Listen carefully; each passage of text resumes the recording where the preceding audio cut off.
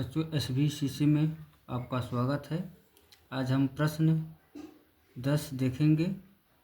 इसमें कहा गया व्याख्या कीजिए 7 गुणित 11 गुणित 13 प्लस 13 और 7 गुणित 6 गुणित 5 गुणित 4 गुणित 3 गुणित 2 गुणित 1 प्लस 5 भाज्य संख्याएं क्यों हैं।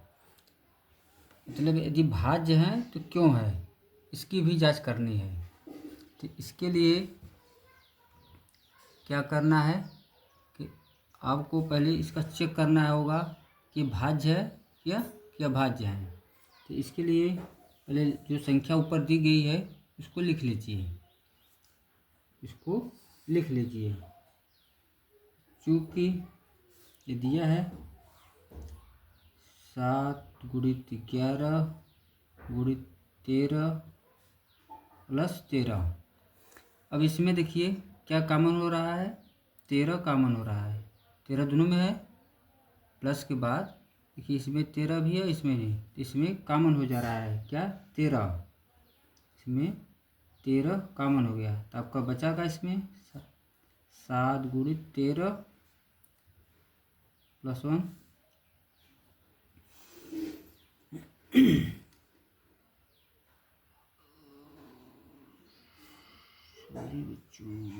इसमें 11 बचा, सॉरी मिस्टेक हो गया। 13 कॉमन है तो इसमें 11 और 7 बचा, मिस्टेक, सॉरी बच्चों, थोड़ा सा। 11 है, 13 इसमें कॉमन, तो इसमें 7 11 और 13 बचे। क्यों कि कॉमन का मतलब होता है इसका इसमें भाग। जब हम 13 का भाग देंगे 13 13 कट जाएगा तो बचा 7 और 11, फिर प्लस लगा दिए, फिर इसका इसमें भाग दिए 13 में, तो 13 कम 13 हो गया। 11 है बच्चों, थोड़ा सा मिस्टेक हो गया। अब लिख लीजिए, अब इसको 13 लिखे, अब इसका इसमें गुणा कर दीजिए। 7 का 11 या 11 7 77 प्लस 1। अब इसको जोड़ दीजिए जोड़ दीजिए, ये हो जाएगा 78। 13, अब देखिए 13 और 78 आ गए। इसका मतलब क्या हुआ कि 13 78 एक अभाज्य संख्या नहीं है। क्यों नहीं, क्योंकि 13 इसमें से कॉमन हुआ, ये पूरे पद में से 13 कॉमन का मतलब होता है भाग। और जो संख्या 13 के पहाड़ा से कट गई तो भाज्य हो गई। 13 के पहाड़ा से ये दोनों संख्याएं कटी हुई हैं, तब इसमें इसका मतलब हुआ 13 और 78 एक अभाज्य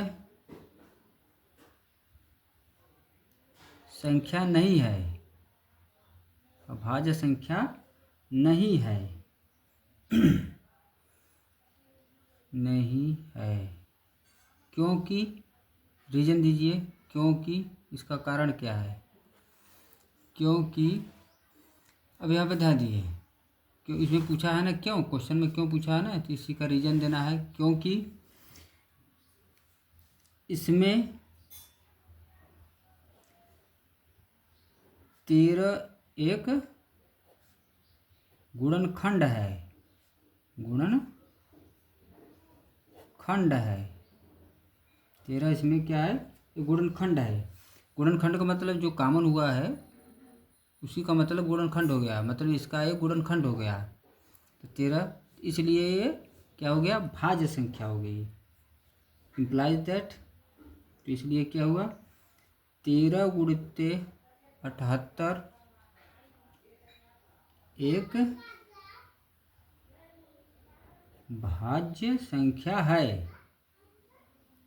क्या है, भाज्य संख्या है। कारण तो समझ गए होंगे सभी लोग कि 13, या कन्फ्यूजन है तो इसका खंड करिए तो 13 78 तभी हो जाएगा। जो स्वयं से कटता है वही भाज्य होता है। हाँ, तो ये क्लियर हो गया कि हमारी क्या है, भाज्य संख्या है। इसी प्रकार आ जाइए, अगला करिए। उसमें और भी दिया है ना, यहाँ पर देखिए, इसका भी निकालना है। देखिए यहाँ पर, अब ये लिखिए, अब इसका करिए। चलिए अब आ जाइए। इसी प्रकार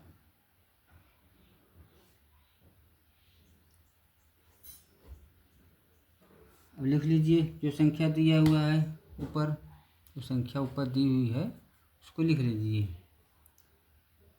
7 गुणित 6 गुणित 5 गुणित 4 गुणित 3 गुणित 2 गुणित 1 प्लस 5।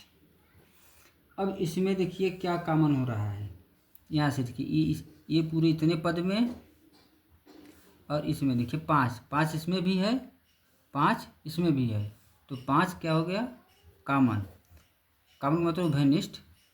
अब 5 कॉमन लेते क्या बचा 7 6, हाँ 5 का कॉमन का मतलब उसमें भाग दिया।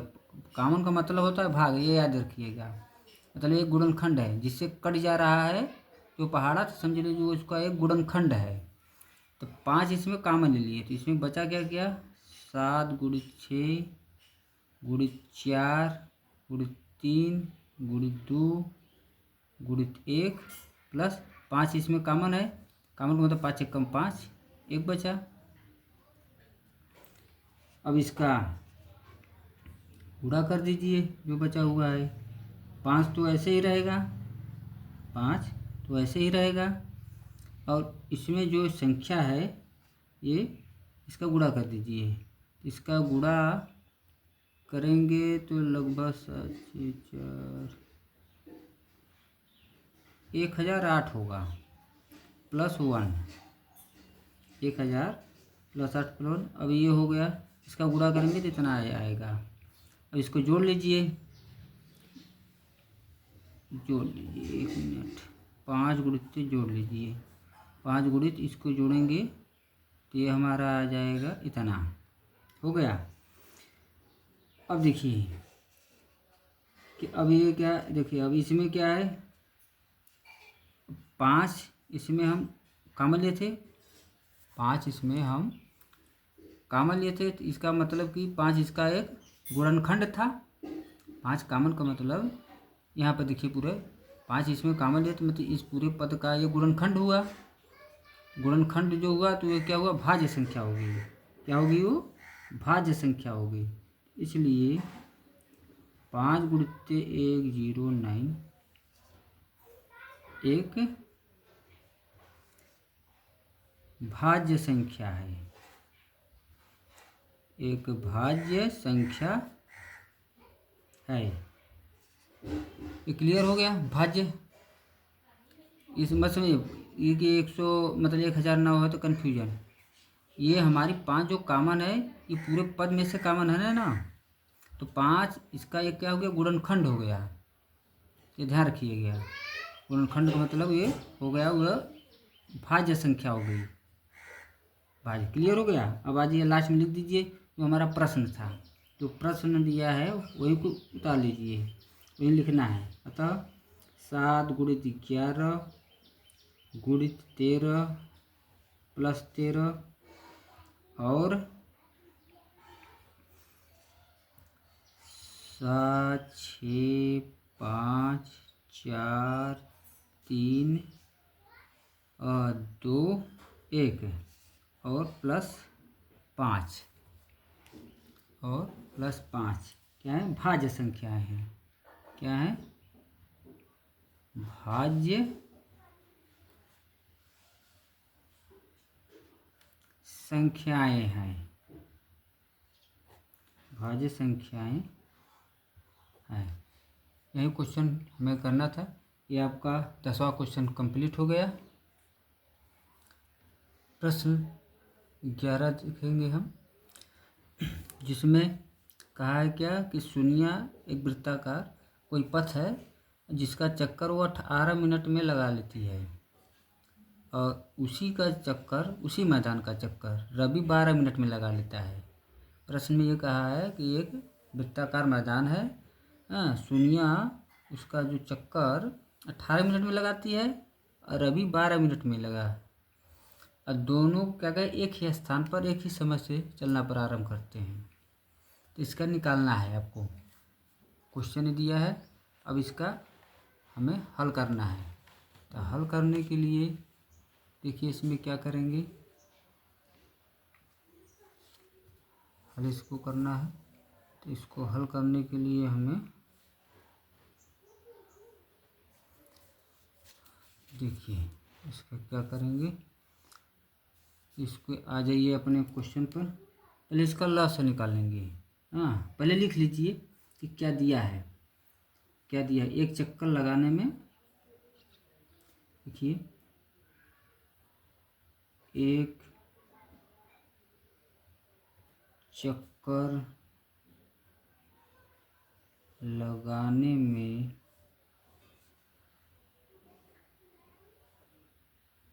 शून्य का समय, एक चक्कर लगाने में शून्य का समय कितना ले रही है, 18 मिनट ले रही है। वो कितना ले रही है, 18 मिनट का समय ले रही है।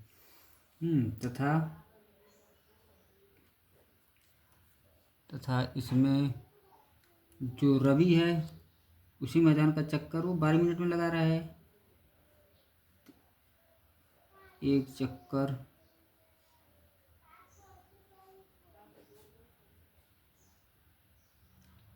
लगाने में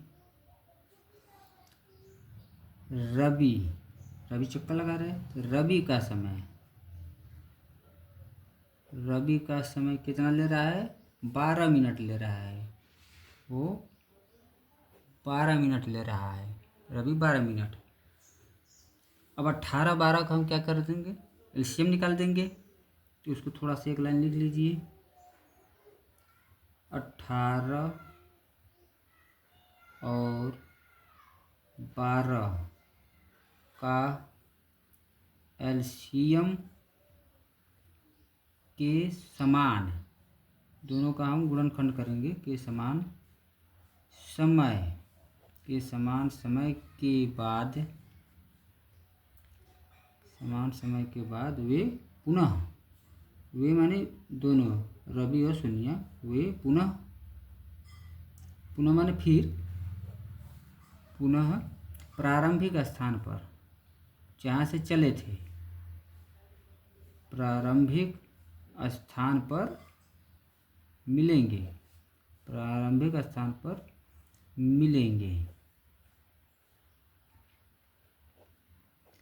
इसका मतलब है। अब चलिए इसका गुणनखंड करिए। 18 यहाँ पर लिखे, 18 का खंड कर दीजिए, 2 गुणित 3 गुणित 3। इसको लिख सकते हैं या ऐसे रहने दीजिए या गुणनखंड कर दीजिए, 2 के पावर 3, या इसी पर छोड़ सकते हैं। यदि इसी पर छोड़ दिए, इस पर कोई फर्क पड़ने वाला नहीं है, जिस पर छोड़ना चाहिए छोड़ सकते हैं। 12 का कर दीजिए, 2 दूनी 4 तिहाई 12, या लिखना चाहिए तो ऐसे लिख सकते हैं। यदि नहीं लिखेंगे ये भी तो भी कोई दिक्कत नहीं है, यही मेन है हमारा, यही हमारा मेन है। इसका लॉस है एलसीएम, इसका एलसीएम निकालेंगे। एलसीएम में क्या करेंगे, पहले देख लीजिए नॉर्मल, पहले पूरा उतार लीजिए।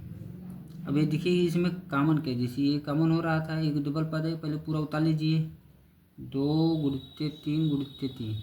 बस इसमें देखिए कि जो पद हम उतारे हैं, जैसे इसमें देखिए एक 3, ये 3 डबल है, तो ये उतार लिया। देखिए वो तो दोहरा तो नहीं रहा है, देखिए ये 3 दोहरा रहा है, इसमें आ रहा है, तो 3 नहीं उतारेंगे। और 2 भी यहाँ उतार लिए हैं, तो 2 इसमें नहीं उतारेंगे, 1 2 बाकी है हमारा, ये 1 2 लिख देंगे, बस हो गया। ये पूरा पद उतार लीजिए।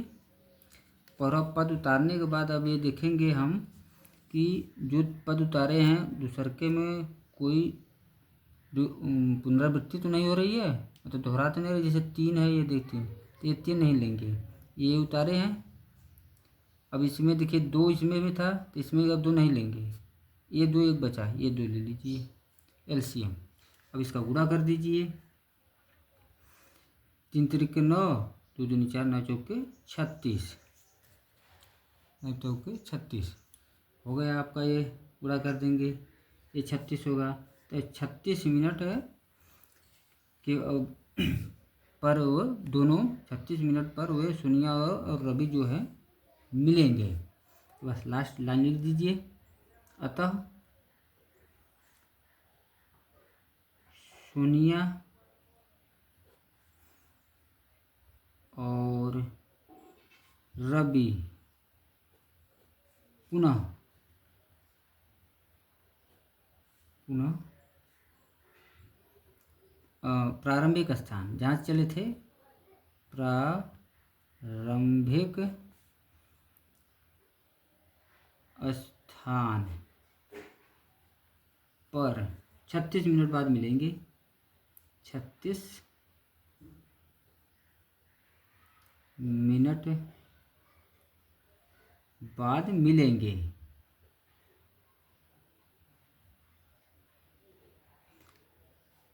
यही आंसर है 36। वैसे एक लाइन लिखना था, एक लाइन यही लिखना था कि सोनिया और रवि प्रारंभिक स्थान पर 36 मिनट बाद मिलेंगे। नहीं, आंसर इसी पर छोड़ सकते हैं। आंसर हमारा यही है, आंसर हमारा यही हो गया है।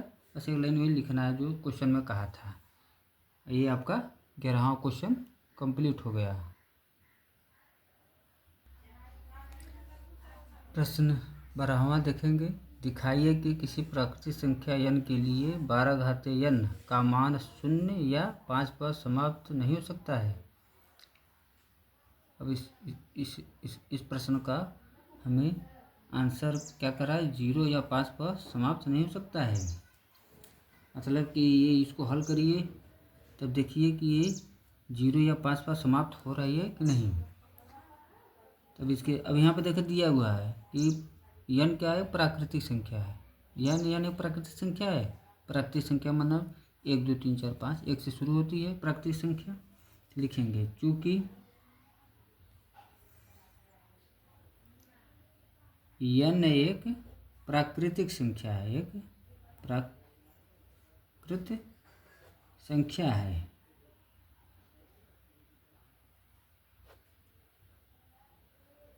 एक प्राकृतिक संख्या है, प्राकृतिक संख्या है। अब इसको मान लीजिए, जो दिया हुआ है इसको मान लीजिए। तो मान लेंगे कि माना 12 घाते n अंक 0 या 5 पर समाप्त होती है या समाप्त हो सकती है। जो भी लिखना चाहिए लिख लीजिए। तो लिख दीजिए अंक 0 या 5 पर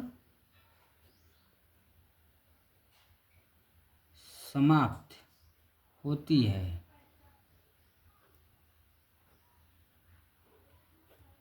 समाप्त होती है। अब इसका मतलब क्या हुआ, जो लिखे माना है, देखिए माना है, इसके अपोजिट माने हैं। तो 12 घाते n 0 या 5 पर समाप्त होती है। मतलब कि जो है ये 12 घाते n 0 5 पर समाप्त हुई, तो 5 के पहाड़ा से ये विभाज्य है। 5 के पहाड़ा से ये विभाज्य है। इसका मतलब ये, मतलब 5 के पहाड़ा से ये कट रहा है। इसका मतलब ये हुआ 0 या 5 पर समाप्त हुआ। यदि कोई संख्या है लास्ट में 0 या 5 आ रहा हो तो 5 के टेबल से कटती है।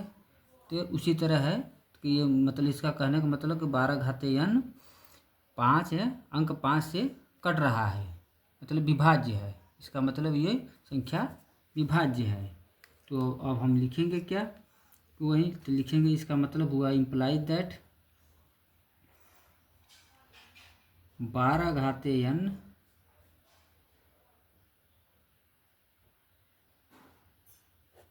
संख्या 5 से विभाज्य है।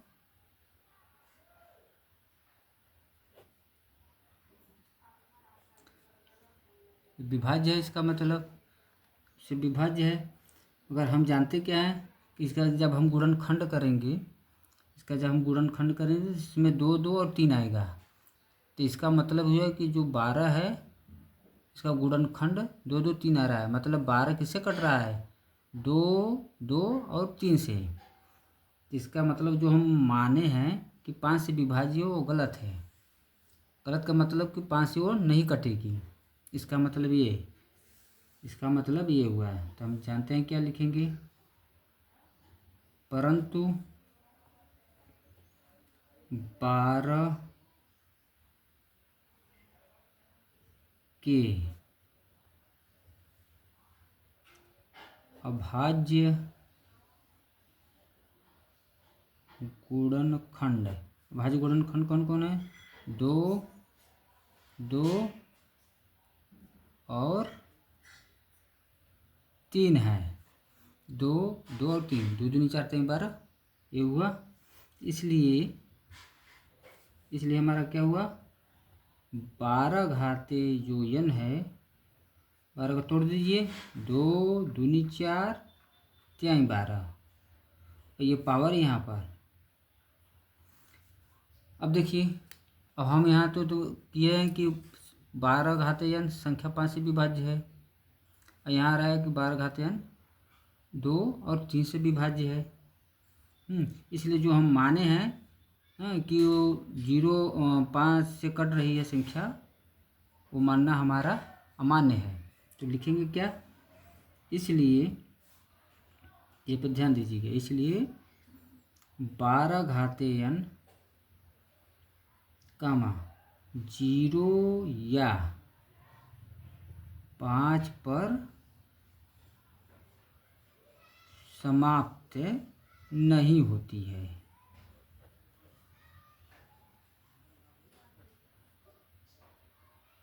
समाप्त नहीं होती है, कारण भी बता दिए, क्योंकि 12 का गुणनखंड करें 2 2 और 3 आया है, तो 12 का गुणन मतलब ये 12 2 3 से कट रहा है, न कि 5 से। इसलिए 12 घाते n 0 5 पर समाप्त नहीं होगा, ये ध्यान रखिएगा। ये आपका क्वेश्चन 12वां कंप्लीट हो गया बच्चों। चैनल को सब्सक्राइब कर दीजिएगा। धन्यवाद।